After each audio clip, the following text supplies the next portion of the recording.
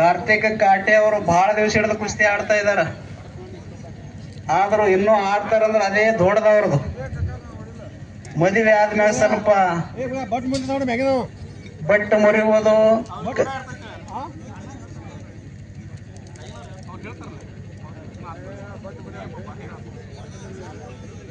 ಇಲ್ಲಿ ಕೋಹಳ್ಳಿದಿಂದ ಸಂಗಮೇಶ್ ಅವರು ಹರಿಯಾಣ ಮೈದಾನ, ಹರಿಯಾಣ ಅಂದ್ರೆ ಅದು ಪೈಲ್ವಾನರ ಸಂವರ್ಧನ ಕೇಂದ್ರ. ಸಂವರ್ಧನ ಕೇಂದ್ರ ಅಂದ್ರೆ ಪೈಲ್ವಾನ ತಯಾರು ಮಾಡುವಂತ ಕೇಂದ್ರ ಹರಿಯಾಣ. ಅಲ್ಲಿ ನಿಮ್ಮ ಊರ ಹೆಸರನ್ನ ಬೆಳಗಿಸಿದಾರ ಸಂಗಮೇಶ್ ಬಿರಾದಾರ ಅವರು.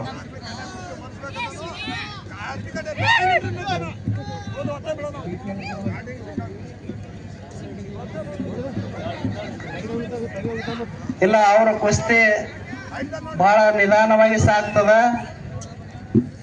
ಅವರು ಕಾರ್ತಿಕ್ ಕಾಟೆ ಅವರ ಈಜಿಯಾಗಿ ಬೀಳುವಂತ ವ್ಯಕ್ತಿಗಳಲ್ಲ. ಅವರು ನೆಲ ಹಿಡದೆ ಯಾವಾಗಲೂ ಕುಸ್ತಿ ಆಡುವಂತ ವ್ಯವಧಾನ ಅವ್ರದ್ದು.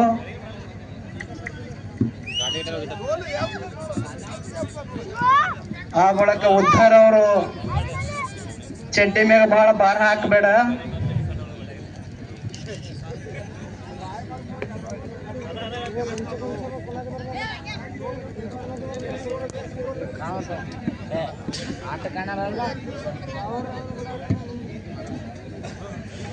ಇಲ್ಲ, ಮರಾಠಿಯಲ್ಲಿ ಸಂಗಮೇಶ್ ಬಿರಾದಾರ್ ಅವ್ರು ಹೇಳಿದಾರ ಅವರಿಗೆ, ನೀವು ಡಾವ್ ಮಾಡುವಾಗ ಮಾತ್ರ ಚಡ್ಡಿ ಇಡ್ರಿ, ಅಲ್ಲಿ ಕೂತಾಗ ಅದಕ್ಕ ಭಾರ ಹಾಕ್ಬೇಡ್ರಿ ಅಂತ ಹೇಳಿದಾರೆ. ಯಾಕೆಂದ್ರ 1 ಕ್ವಿಂಟಲ್ ಮ್ಯಾಗ ವ್ಯಕ್ತಿ ಅದಾರ, ಇಸ್ಲಿ ಹೊಡೆದ್ರೆ ಮಾತ್ರ ಅದು ಕಸಿ ಹರಿಯುವ ಸಾಧ್ಯತೆ ಇರ್ತದಕ್ಕಾಗಿ ಹಾಕ್ಬೇಡ ಅಂತ ಹೇಳಿದಾರ ಅವರು. ಆದ್ರ ಕಾರ್ತಿಕ್ ಕಾಟೆ ಅವ್ರದ್ದು ಮೆಚ್ಚುವಂತೆ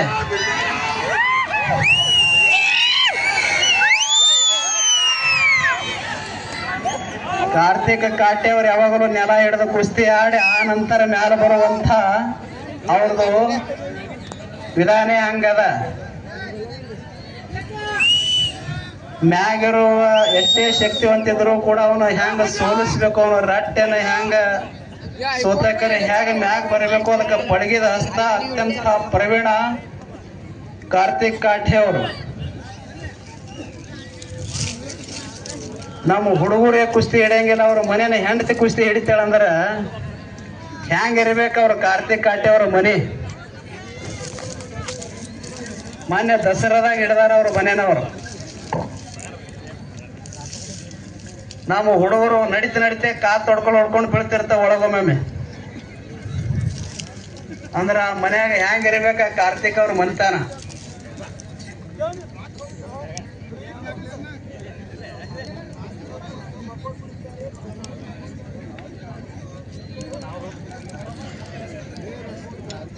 ಆ ಬಳಕ ಯಾವಾಗ ಅಲ್ಲಿ ಮನುಷ್ಯ ಎಲ್ಲಿ ತನಕ ಜಿಗಿದಾಡ್ತಂದ್ರ 25 ಹಿಡ್ಕೊಂಡು 30 ತನ 30 ಮ್ಯಾಲ ವಯಸ್ಸಾಗ್ಯದ. ಆದ್ರೂ ಇನ್ನೂ ಜಿಗಿದಾಡುವ ಶಕ್ತಿ ಕಾರ್ತಿಕ್ ಕಾಟೆ ಅವ್ರಿಗೆ ಅದ.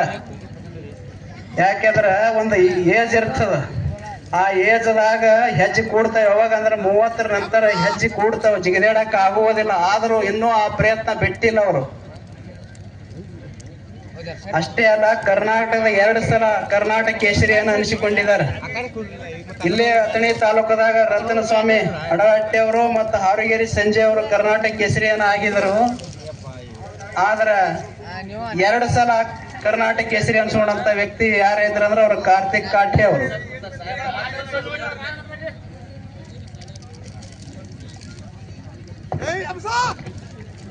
ಈ ಮೈದಾನ ಅಂತೂ ಬಹುತೇಕ ನನಗನ್ಸ ಮಟ್ಟಿಗೆ ಅಥಣಿ ತಾಲೂಕದಲ್ಲಿ ಇಲ್ಲ. ಕೋಹಳ್ಳಿಯಾಗ ಅಷ್ಟು ಚಂದ ಮೈದಾನ ಮಾಡಿದಂತ ಯಾರು ಈ ಗ್ರಾಮ ಪಂಚಾಯತಿ ಸದಸ್ಯರು ಅಧ್ಯಕ್ಷರು ಬಹಳ ಒಳ್ಳೆ ಕೆಲಸ ಮಾಡ್ಯಾರ. ಪುಣ್ಯಾತ್ಮರು ಎಷ್ಟು ಚೆನ್ನಾಗಿ ಮಾಡ್ಯಾರ ಮೈದಾನ. ಯಾವ ಊರಾಗೂ ಇಲ್ಲ ಅಥಣಿ ಪೂರ್ವ ತಾಲೂಕದಲ್ಲಿ.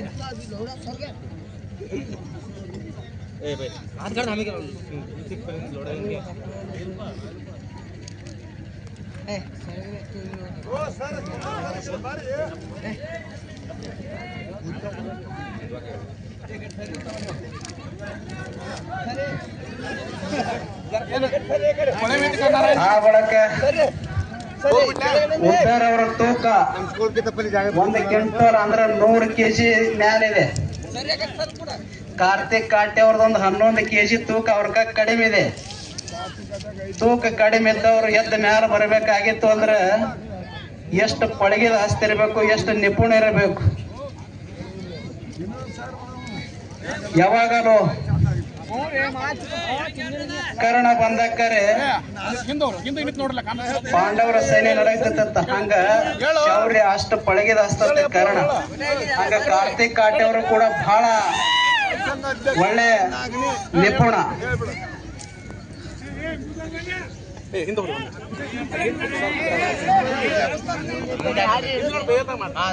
ಏನಿಲ್ಲ, ಕುಸ್ತಿ ಆಗಸ್ ತನಕ ನಿಖಲ್ ಆಗಸ್ ತನಕ ಕುಸ್ತಿ ಅಂತೂ ಬಿಡಿಸೋದಿಲ್ಲ. ತಾವೆಲ್ಲ ಶಾಂತ ಚಿತ್ತವಾಗಿ ನೋಡ್ರಿ. ಯಾಕೆಂದ್ರೆ 1ನೇ ನಂಬರ್ ಕುಸ್ತಿ ಇರೋದ್ರಿಂದ ಇದು ಕುಸ್ತಿ ನಿಖಾಲಿ ಆಗ್ಬೇಕು. ಇದು ಎಷ್ಟೇ ತನ ಹಿಡಿದ್ರು ಕೂಡ ಜೋಡ್ ಮಾಡುವುದಿಲ್ಲ. ಅವರು ಡಾವುಗಳನ್ನ ತೋರಿಸ್ಬೇಕು.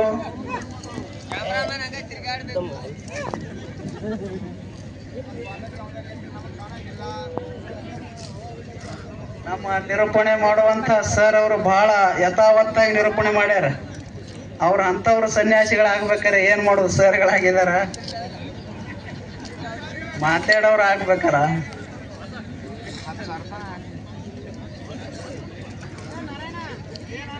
ಕೋಹಳ್ಳಿಯಲ್ಲಿ ಏನು ಇಲ್ಲ, ಗೆದ್ದಗಳು ಕೊಡಕತ್ತೀರಿ, ಅಂಕ ಹೊರಗಿರ್ರಿ.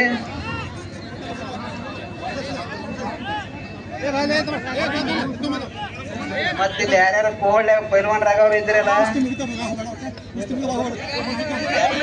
ಒಂದು ದೊಡ್ಡ ಮೈದಾನ ಆಗ್ಯದ. ಎಲ್ಲಿ ಅಂದ್ರೆ ಬೆಳಗಾವಿ ಜಿಲ್ಲೆ ಬೆಳಗುಂದಿಯಲ್ಲಿ ಆಗ್ಯದ. ಸುಮಾರು 6 ಕೋಟಿ ಖರ್ಚು ಮಾಡ್ಯಾರ ಮೈದಾನಕ್ಕ. ಯಾರಾದ್ರೂ ಆಗವ್ರಿದ್ರೆ ಹೇಳ್ರಿ, ನಾನೇ ನಿಮ್ಗೆ ಸುತ್ತ ಒಯ್ದಲ್ಲಿ ಬಿಟ್ಟು ಬರ್ತೀನಿ. ನೋಡ್ರಿ, ಪರಮ ಪೂಜ್ಯರ ಕ್ರೀಡಾ ಕಾಳಜಿ ಎಷ್ಟು ಅದ್ಭುತವಾಗೈತೆ ಅಂದ್ರ, ನೀವೇನಾದ್ರೂ ಕುಸ್ತಿ ಪೈಲ್ವಾನ್ರಾಗ್ತಿದ್ರಂದ್ರ ಅವ್ರ ನಿಮಗ ರೆಫರೆನ್ಸ್ ಮಾಡಿ ಹೋಗಿ ಬಿಟ್ಟು ಬರ್ತಾರ. ಯಾರೇ ಇದ್ರಂದ್ರ ಗುರುಗಳಿಗೆ ಭೇಟಿ ಆಗ್ಬೇಕು. ಜೊತೆಗೆ ಗುರುಗಳದು ಬಹಳ ದೊಡ್ಡ ಸೇವಾ. ವಿದ್ಯಾದಾನದ ಜೊತೆಗೆ ಅನ್ನದಾನವು ನಿತ್ಯ ನಿರಂತರವಾಗಿ ಕಕ್ಕುಮರಿ ಒಳಗೆ ಸಾಗಿರ್ತಕ್ಕಂಥದ್ದನ್ನ ಕಾಣ್ತೀವಿ. ಉದ್ದಾರವರು ವಯಸ್ಸಿನ ಸಣ್ಣವ್ರದಾರ. ಯಾಕೆ ಅಂದ್ರ ತಾಕತ್ತು ಹಂಗದ ಅಂತ ಮನುಷ್ಯರು ಹೊಳಸ್ಬೇಕಾಗಿತ್ತು ಅಂದ್ರ ಬಹಳ ಸಾಹಸ ಮಾಡ್ಬೇಕಾಗ್ತದ. ಮತ್ತು ಮದುವೆ ಆಗ್ಯದ ಯಾರು ಕಾರ್ತಿಕ್ ಅವರು. ನೀವು ಮದುವೆ ಆದ ಒಳಗೆ ಮನೆ ಬಿಟ್ಟು ಹೊರಗೆ ಬರೋದಿಲ್ಲ. ನೀವು ಕುಸ್ತಿ ಮೈದಾನ ಬಿಡ್ರಿ ನೀವು.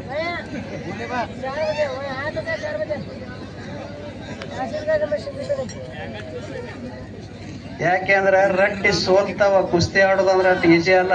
ಉಣ್ಣುವಾಗ ಕೈಯ ಮ್ಯಾಗ ಎತ್ತಂಗಿಲ್ಲ, ತುತ್ತ ಬಾಯಿಗೆ ಹೋಗಲ್ಲ, ಕಿವಿಗೆ ಹೋಗ್ತದ. ಅಟ್ಟ ರಟ್ಟಿ ಸೋಲುವಂಗ ಆಡಿರ್ತಿರ್ತಾರ ಅವ್ರು. ಅದೇನೋ ಸಣ್ಣ ಕೆಲಸ ಅಲ್ಲ ಅದು.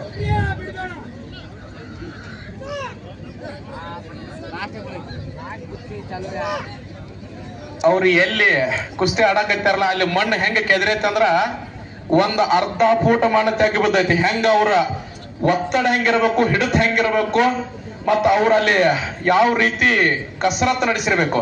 ಆ ಬಳಿಕ ಅಲ್ಲಿ ಸಂಗಮೇಶ್ವರ ಜಾತ್ರೆಯ ನಿಮಿತ್ತವಾಗಿ ಪ್ರಸಾದನ ಮಾಡಿಸಿದಾರತ್ತ ಪುಣ್ಯಾತ್ಮರು. ಯಾಕೆಂದ್ರೆ ಅನ್ನದಾನಗಳಲ್ಲಿ ಇನ್ನದಾನಗಳಿಲ್ಲ, ಅನ್ನವೇ ಪ್ರಾಣ ಸರ್ವಜ್ಞ ಅಂತ ಹೇಳ್ಯಾರ. ಅಂಥ ಅನ್ನ ಆತ ಶರೀರ ಅಭಿವೃದ್ಧಿ, ಅನ್ನ ಆತ ಪ್ರಾಣ ರಕ್ಷತ ಅಂತ ಅನ್ನದಾಸೋಹನ ಮಾಡಿದಾರ ಪುಣ್ಯಾತ್ಮರು. ಅಲ್ಲಿ ಪ್ರಸಾದ ಚಾಲು ಅದ.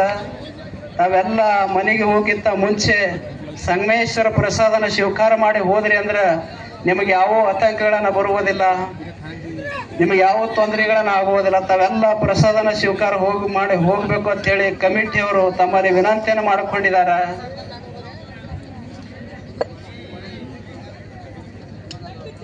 ಅದೇ ರೀತಿಯಾಗಿ ನಮ್ಮ ಊರಿನಿಂದ ಇವತ್ತಿಗೆ ನಾವೊಂದು ಅಂದಾಜು ಹಾಕಿ ಒಂದು ಗ್ರೂಪ್ ಮಾಡಿದಾಗ ಗೊತ್ತಾಗಿದ್ದು ಏನಪ್ಪಾ ಅಂದ್ರ, ಕೋಹಳ್ಳಿ ಊರಿನಿಂದ ಒಂದು 138ಕ್ಕೂ ಅಧಿಕ KS ಹಿಡಿದು ಪೊಲೀಸ್ ತಕ, ಕ್ಲರ್ಕ್ ತಕ, ರೆವಿನ್ಯೂ ಡಿಪಾರ್ಟ್ಮೆಂಟ್ ಎಲ್ಲ ಡಿಪಾರ್ಟ್ಮೆಂಟ್ಗಳಲ್ಲಿ ನಮ್ಮ ಊರಿನಿಂದ ಸರ್ಕಾರಿ ನೌಕರರಾಗಿದ್ದಾರೆ.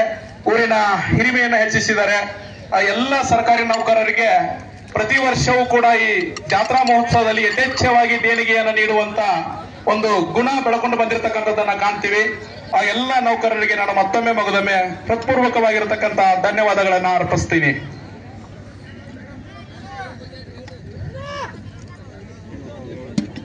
ನಾನು ಹೇಳುವುದು ತಮಗೆಲ್ಲ ತಿಳಿದಿರಬೇಕು.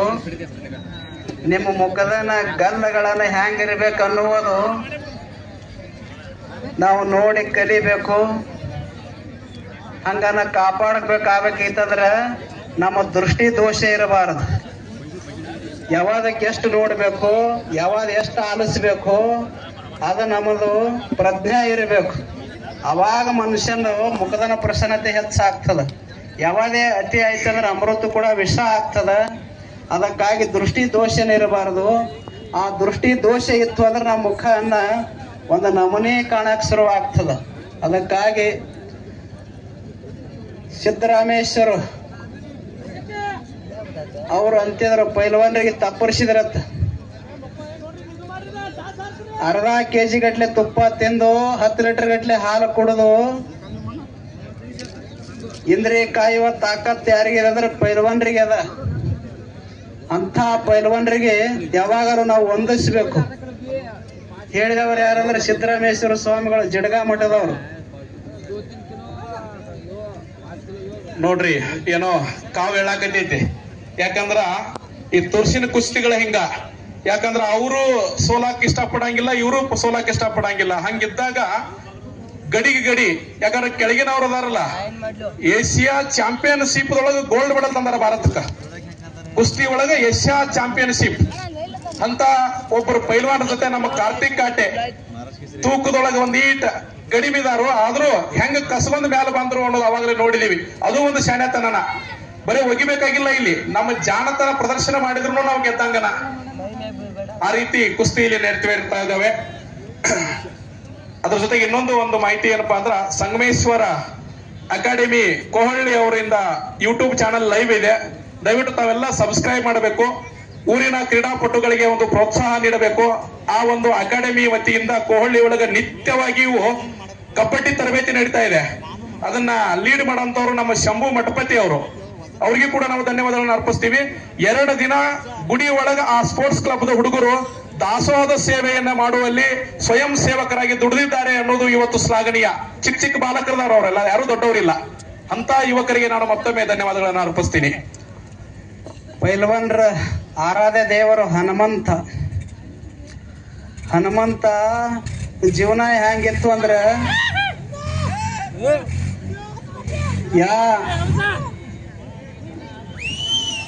ಮೇಲೆ ಕಣ್ಣೆತ್ತಿ ನೋಡಿಲ್ಲ.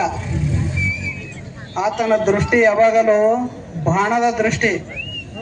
ಬಾಣದ ದೃಷ್ಟಿ ಅಂದ್ರೆ ನೇರವಾದ ದೃಷ್ಟಿ. ಆತಿತ್ತಲ ಕಡೆ ಹೋಗದಂತೆ ಹೆಳವನ ಮಾಡ ಎತ್ತಂದೆ, ಮತ್ತೊಂದು ಕೇಳದಂತೆ ಕಿವುಡನ ಮಾಡ ಎತ್ತಂದೆ. ಅಂಥ ಜೀವನ ಸಾಗಿಸಿದವ ಹನುಮಂತ.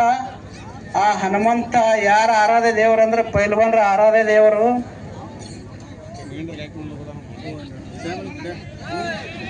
ಸ್ವಲ್ಪ ಮಣ್ಣು ಹಾಕ್ರಿ ಅವರಿಗೆ. ಇಲ್ಲ, ಅಲ್ಲಿ ನೋಡಾಕತ್ತಾರ್ರಿ, ಅವ್ರು ನೋಡಾಕತ್ತಾರು. ಅದಾರಿ ಪೈಲ್ವಾನ್ರದಾರು. ಹೆಚ್ಚ ಕಡಿಮೆ ಆದ್ರೆ ಯೂಟ್ಯೂಬ್ದಾಗ 2 ಕಡೆ ಲೈವ್ ಅದಾವ. ಯಾವುದೇ ರೀತಿಯಲ್ಲಿ ಅನ್ಯಾಯ ಕೊಡಂಗಿಲ್ಲ ಯಾರಿಗಿ.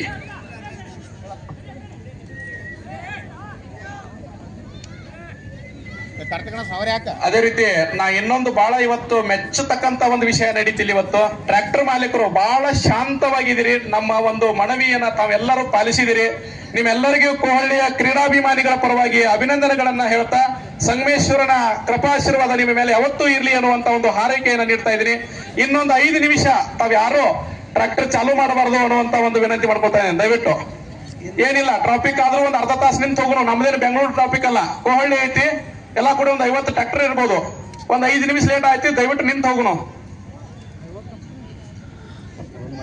ಡಾಕ್ಟ್ರೆ ಅವರು ಯಾರು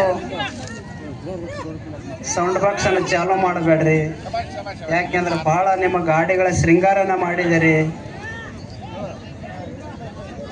ಅಲ್ಲಿ ನೋಡ್ರಿ, ಅಲ್ಲಿ ಕಾಲ ಹಿಡಿತ ಹೆಂಗೈತಪ್ಪ ಅಂದ್ರ ಮೊಸಳಿ ಹಿಡಿತದು. ಹಿಡಿದ್ರ ಬಿಡಂಗ ಇಲ್ಲ. ಹಂಗ ಒಂದ್ ಈಟು ತಪ್ಪಿಸ್ಕೊಳಕ್ ಅವಕಾಶನೇ ಇಲ್ಲ. ಕಾರ್ತಿಕ್ ಕಟ್ಟೆ ಅವರು ಅಂತ ಹಿಡಿತದಿಂದ ಅವರನ್ನ ಈಗ ಲಾಕ್ ಮಾಡಿದ್ದಾರೆ. ಎಷ್ಟು ಅದ್ಭುತವಾಗಿರ್ತಕ್ಕಂತ ಒಂದು ಪ್ರದರ್ಶನ ಇಲ್ಲಿ ಕಾಣ್ತಾ ಇದ್ದೀವಿ. ಕಟ್ ಮಾಡಿ